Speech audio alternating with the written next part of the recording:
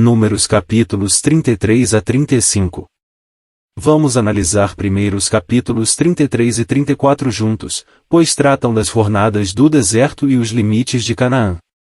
O primeiro destes capítulos dá-nos uma descrição admiravelmente minuciosa das fornadas do povo de Deus no deserto. Impossível vê-lo sem ser profundamente impressionado pelo amor terno e cuidado de Deus tão assinaladamente manifestados em todo ele. Pensar que ele se dignou conservar um tal relato das fornadas do seu povo desde o momento em que eles saíram do Egito até que tivessem atravessado o Jordão da terra da morte e trevas à terra que manava leite e mel. Pois o Senhor, teu Deus, e sabe que andas por este grande deserto, estes 40 anos o Senhor, teu Deus, esteve contigo, coisa nenhuma te faltou. Deuteronômio 2 horas e 7 minutos. Andou adiante deles cada passo do caminho, andou com eles em cada jornada do deserto, em todas as suas aflições, ele foi afligido. Teve cuidado deles como uma terna ama. Não permitiu que os seus vestidos envelhecessem ou que os seus pés inchassem durante estes 40 anos, e aqui traz à memória todo o caminho pelo qual a sua mão os tinha conduzido, tomando cuidadosamente nota de cada fase sucessiva dessa maravilhosa peregrinação e de cada sítio em que haviam feito alto no deserto. Que jornada! Que companheiro de viagem! É consolador para o coração do pobre peregrino fatigado estar seguro de que cada etapa da sua viagem através do deserto está marcada pelo amor infinito e a sabedoria infalível de Deus. Ele está guiando o seu povo por um caminho reto à sua própria morada, e não existe uma só circunstância na sua vida ou um só ingrediente no seu cálice que não seja minuciosamente ordenado por ele mesmo em relação direta com o seu bem atual e sua felicidade eterna. Que o nosso único cuidado seja falar com ele, dia a dia, em simples confiança, lançando sobre ele toda a nossa solicitude e colocando-nos inteiramente em suas mãos com tudo que nos pertence. Esta é a verdadeira origem de paz e bem-aventurança durante toda a viagem. E então, quando as nossas jornadas no deserto forem terminadas, quando a última etapa do deserto tiver sido percorrida, ele levar-nos-á para casa a fim de estarmos consigo para sempre.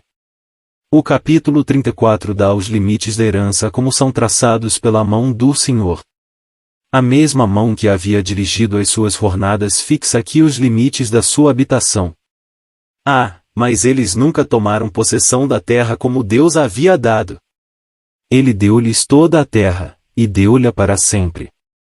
Eles tomaram apenas uma parte, e essa só por algum tempo.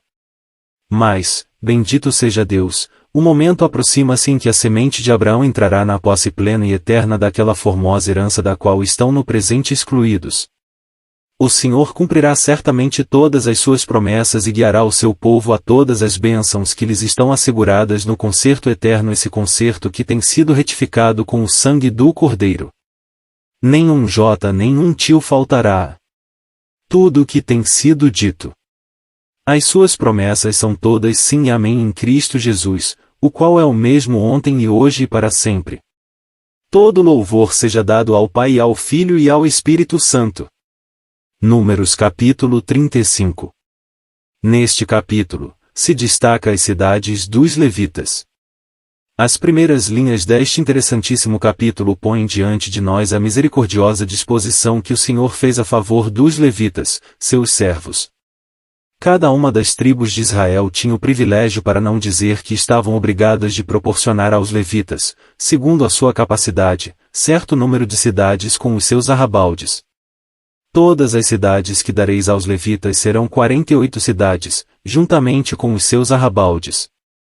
E as cidades que derdes da herança dos filhos de Israel, do que tiver muito, tomareis muito, e, do que tiver pouco, tomareis pouco. Cada um dará das suas cidades aos levitas, segundo a sua herança que herdar.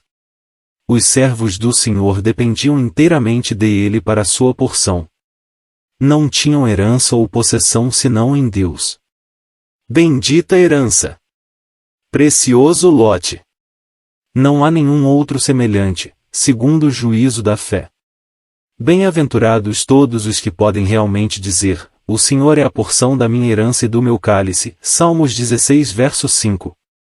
Deus tinha cuidado dos seus servos e permitia a toda a congregação de Israel compartilhar do sagrado privilégio porque tal certamente o era de cooperar com ele em fazer provisões para aqueles que se haviam dedicado voluntariamente à sua obra, abandonando tudo mais. Assim, pois, se nos diz que das 12 tribos de Israel deviam ser dadas aos levitas 48 cidades com os seus arrabaldes, e destas os levitas tinham o privilégio de fornecer 6 cidades para servirem de refúgio a todo desgraçado homicida. Provisão encantadora. Encantadora na origem. Encantadora no seu objetivo. As cidades de refúgio. As cidades de refúgio estavam situadas, 3 a oriente e 3 a ocidente do lado do Jordão. Quer Ruben e Gade houvessem feito bem ou mal em se estabelecerem a oriente deste limite divisório, Deus em sua misericórdia não quis deixar o homicida sem um refúgio contra o vingador do sangue. Pelo contrário, segundo o seu amor, determinou que essas cidades, que eram designadas como provisão misericordiosa para o homicida, estivessem situadas de forma que sempre que houvesse necessidade de refúgio pudessem estar à mão. Havia sempre uma cidade ao alcance de qualquer que pudesse estar exposto à espada do vingador. Isto era digno do nosso Deus. Se acontecia algum homicida cair nas mãos do vingador do sangue não era por falta de um refúgio, mas porque tinha deixado de se aproveitar dele. Estavam tomadas todas as precauções necessárias, as cidades estavam nomeadas e bem definidas e eram publicamente conhecidas. Tudo fora disposto tão simples e tão claro quanto possível. Sem dúvida, era dever do homicida empregar toda a sua energia para alcançar os recintos sagrados, e, claro, ele o faria. Não é provável que alguém fosse tão cego, tão louco para cruzar os braços em fria indiferença e dizer, se estou destinado a escapar, escaparei, os meus esforços não são necessários. Se não estou destinado a escapar, de certo não escaparei, os meus esforços são inúteis. Não podemos imaginar que um homicida empregasse tal linguagem ou fosse culpado de uma tolice como esta. Sabia muito bem que, se o vingador do sangue conseguisse pôr mão nele, tais ideias de nada serviriam. Não havia senão uma coisa a fazer e essa era escapar-se por sua vida, fugir do castigo iminente, encontrar um abrigo seguro dentro das portas da cidade do refúgio. Uma vez ali, podia respirar livremente. Nenhum mal o podia alcançar. No instante em que cruzava a soleira da porta, estava tão seguro quanto a provisão de Deus o podia tornar. Se um cabelo da sua cabeça pudesse ser tocado, dentro dos limites da cidade, isso teria sido uma desonra e um opróbrio infligidos à ordenação de Deus. Verdade é que devia ter cuidado. Não devia atrever-se a sair fora da porta. Dentro, ele estava perfeitamente seguro. Fora estava inteiramente exposto. Nem sequer podia visitar os seus amigos. Era um desterrado da casa de seu pai, era um prisioneiro da esperança. Ausente da casa do afeto do seu coração, esperava pela morte do sumo sacerdote, que devia restituí-lo à liberdade completa e restaurá-lo à sua herança e ao seu povo. Ora, nós cremos que esta bendita instituição se referia especialmente a Israel. Eles mataram o príncipe da vida, porém, a questão é, como são considerados por Deus, como no caso do assassino ou do homicida. No caso daquele, não há refúgio nem esperança. Nenhum assassino podia acolher-se a uma cidade de refúgio. Eis a lei do caso, segundo o relato de Josué 20, falou mais o Senhor a Josué, dizendo, fala aos filhos de Israel, dizendo, e apartai para vós as cidades de refúgio, de que vos falei pelo ministério de Moisés, para que fuja para ali o homicida que matar alguma pessoa por erro e não com intento, para que vos seja um refúgio do vingador do sangue. E, fugindo para alguma daquelas cidades, pôr-se-á à porta da cidade e proporá as suas palavras perante os ouvidos dos anciãos da tal cidade, então, tomarão consigo na cidade, e lhe darão lugar, para que habite com eles. E, se o vingador do sangue o seguir, não entregarão na sua mão o homicida, porquanto não feriu a seu próximo com intento, e o não aborrecia dantes. E habitará na mesma cidade até que se ponha a juízo perante a congregação, até que morra o sumo sacerdote que houver naqueles dias. Então o homicida voltará e virá à sua cidade e à sua casa, à cidade de onde fugiu. Josué 20 versos 1 a 6. Mas a respeito do assassino a lei era rigorosa e inflexível.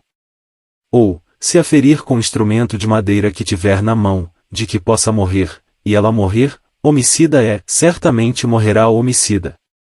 O vingador do sangue matará o homicida, encontrando-o, matá-lo-á. Números 35 versos 18 e 19.